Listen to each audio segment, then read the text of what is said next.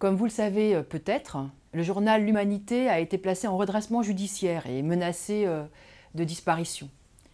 Eu égard à ce que ce journal a représenté pour le mouvement ouvrier, lorsqu'il a été fondé par Jaurès en 1904, et parce qu'il porta fièrement le drapeau de la révolution prolétarienne, après que la classe ouvrière et la paysannerie prirent le pouvoir en Russie, eh bien, il représente toujours pour nous un journal à part. Et au nom de Lutte ouvrière, je tiens à exprimer notre solidarité.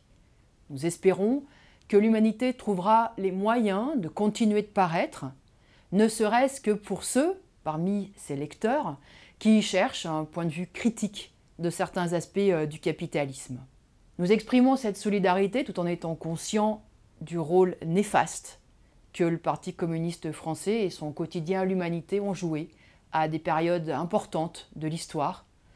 En 1936 et au lendemain de la Seconde Guerre mondiale, lorsque le PCF se porta au secours de l'ordre bourgeois contre les intérêts et les perspectives révolutionnaires de la classe ouvrière. Alors oui, l'Humanité, qui fut fondée comme un journal de combat visant à mettre fin à l'exploitation et à la barbarie capitaliste, finit par diffuser des idées et une politique contre-révolutionnaire dans la classe ouvrière, en s'inféodant à la bureaucratie stalinienne, et puis en s'intégrant à l'État, aux institutions et même à des gouvernements bourgeois. Fondée sur des bases internationalistes et antimilitaristes, eh bien l'Humanité finit par relayer le chauvinisme et le nationalisme de la bourgeoisie française.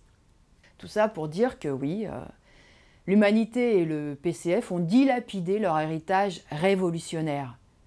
Mais cet héritage n'est pas perdu. Il continue de vivre dans le mouvement ouvrier et nous, Lutte ouvrière, nous nous en réclamons toujours.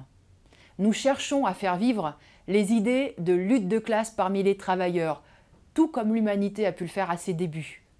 L'Humanité ne redeviendra pas le journal ouvrier et militant révolutionnaire qu'il fut dans le passé, parce qu'il a irrémédiablement quitté le terrain de classe.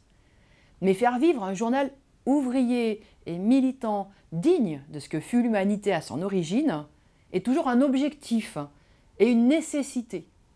Un tel journal, indépendant politiquement et financièrement de la bourgeoisie, ne peut exister sans la participation et l'engagement conscient des travailleurs.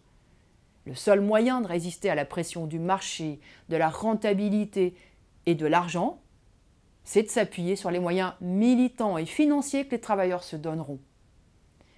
De façon générale, c'est la seule façon de résister à l'intégration à l'ordre bourgeois et à son influence.